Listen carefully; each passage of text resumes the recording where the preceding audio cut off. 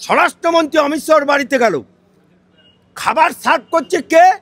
ওর বিবি ডোনা দিয়ে ঠান্ডা ঘরে বসে চুপি চুপি কি কথা হলো, হঠাৎ করে দেখলাম সৌরভ গঙ্গোপাধ্যায় বিসিসিআর সভাপতি হয়ে গেল, অর্থাৎ বিজেপির সাথে ঘর করছে। প্রথমে তালাক তালাক তালাক দিল কাকে? সিপিএমকে। তারপরে হাত ধরল কার?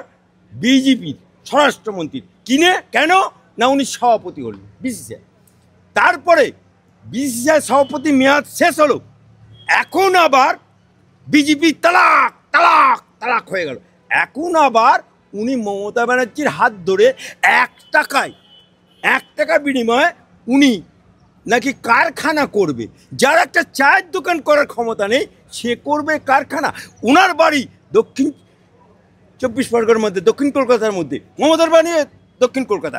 সে কলকাতাতে ঘোষণা হলো না, বিদেশে গিয়ে শিল্পপতি পেল না, সৌরভ গঙ্গোপাধ্যায়কে দিয়ে ইস্পাত কারখানা তৈরি করবে ঘোষণা করলো। আবার এই ব্যক্তি কতটা নারী বিদ্বেষী না হলে এই রকম কথা বলে, আবার নারীদেরই ক্রিকেটে যোগদান করে। বেহা নির্লজ্জ দোকান কাটা ছাড়া আর কারো হয় না। এই সৌরভ গঙ্গোপাধ্যায় পুজোর সময় প্রত্যেকের তার বাড়ির লোককে কাপড় জামা কিনে দেয়, শাড়ি কিনে দেয়, কিন্তু আমরা কি দেখতে পেলাম যে সৌরভ গঙ্গোপাধ্যায়, আমাদের কাছে ডকুমেন্ট আছে, উনি ওনার পরিচারিকাকে একটা শাড়ি পর্যন্ত কিনে দেয় না। যে লোকটা বাংলার উপকার তো করেইনি, জীবনে একটা লোকের উপকার করেনি, স্বার্থন্বেষী এবং পাল্টু মাল। অর্থাৎ এই লোকটি যতদিন বাংলায় তৃণমূল থাকবে ততদিন উনি পা চাটার মতো গোলাম হয়ে থাকবে। আর উনি বিভিন্ন তৃণমূলের প্রোগ্রামে যোগদান করবে।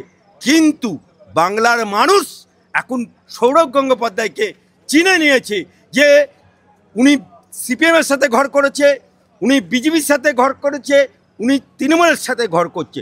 অর্থাৎ মেয়েদের শাড়ি পাল্টানোর মতো উনি শাড়ি পাল্টায়।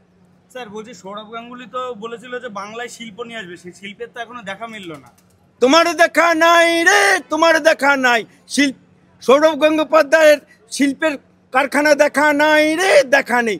আমি তো বলছি ওর একটা চায়ের দোকান করে দেখাক, তারপরে তো শিল্প বড় কথা। আগে ও চায়ের দোকান করুক তো দেখি ওর চায়ের দোকানটা চলে কি কি। তার সেখানে শিল্প তো বহুত দূর, দিল্লি বহুত দূর। স্বপ্ন দেখা ভালো, দিবার স্বপ্ন ভালো না। স্যার বলছি, মমতা বন্দ্যোপাধ্যায় তো বলেছিলেন যে মেয়েদের বেশি রাতে বেরোনো উচিত নয়। কালকে রাতে ভারতের মহিলা ক্রিকেট দল 12টার পরে গিয়ে বিশ্বকাপ জয় করেছে। आप ऊट पहाड़ से नीचे नामा, आप ऊट पहाड़ से नीचे नामा। যখন এই বাংলার বুকে অভয়াকাণ্ড হয়, যখন তামান্না খুন হয়, যখন মহিলারা কসবাকাণ্ড হয়, তখনও বলে মহিলাদের রাত 12টার পর বেরোনো যাবে না। আবার সেই মহিলা, এই মহিলা কি বলেছিল? মুসলমান ভোটে জিতে আছে। 21 সালের আঁকড়া দেখুন, 5 to 7% হিন্দু ভোট পেয়েছে, বাকি সব মুসলমানদের ভোট পেয়েছে। সেই মুসলমানদেরকে বলছে ওয়াকফ নিয়ে আন্দোলন করতে গেলে দিল্লি চলো, দিল্লি যাও। সেই মেয়েটি কিছুদিন আগে বলল মেয়েদের রাত 12টার পর বেরোনো নাজায়েজ, অর্থাৎ বেরোনো বারণ। আজকে সেই মমতা ব্যানার্জি রাত 12টায় ক্রিকেট খেলতে দেখছে। মমতা বুবু, মমতা খালা, মমতা আপা, তোমাকে তো রেড টুডে ঈদের নামাজেও দেখতে পাই, আল্লাহ আমিন, আল্লাহ আকবার। আবার তুমি ফিতে কাটার সময় তখনও বলো, দুর্গাপুজোর ফিতে কাটার সময় তুমি বলো সাত্বিক ব্রাহ্মণ, জয় দেবী স্বর্গপুতস্যৈ নমস্তস্যৈ। একই মুখে একই অঙ্গে কত রূপ দেখবো মমতা খালা। স্যার কালকে এসআইআর এর বিরুদ্ধে মমতা ব্যানার্জি এবং অভিষেক ব্যানার্জি মানে পিসি ভাইপো রাস্তায় নামছে। আরে রাস্তায় নামুক আর গঙ্গায় ঝাঁপ দিক, এসআইআর নট করে মমতা ব্যানার্জি। আমি অ্যাডভোকেট আলী আফজল চাঁদ বলছি, যদি সাত্বিক ব্রাহ্মণের বাচ্চা হও তাহলে আমার কথার জবাব দেবে। বামপন্থ সরকার এখানে দিল্লিতে কংগ্রেসের সরকার, তুমি চিৎকার করে কি বলেছিলে? বাংলার বুকে বামপন সরকার অনুপ্রবেশকারী মুসলমানদেরকে ঢুকিয়ে দিচ্ছে এবং তাদের ভোটার লিস্টে নাম তুলে দিচ্ছে, ভোটার কার্ড করে দিচ্ছে, তাদের ভোটে জিতছে।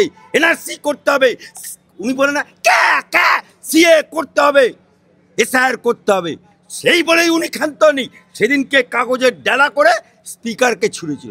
আজ সেই এসআইআর হচ্ছে, নিজের ছুরিতে নিজে হালাল হচ্ছে, নিজের ছুরিতে নিজে জবাই হচ্ছে। আজকে সেই ভোটটাই কনভার্টেড হয়ে গেছে। যারা এককালে ইনকলাব জিন্দাবাদ বলতো, তারাই এখন তৃণমূলে ভোট দিচ্ছে।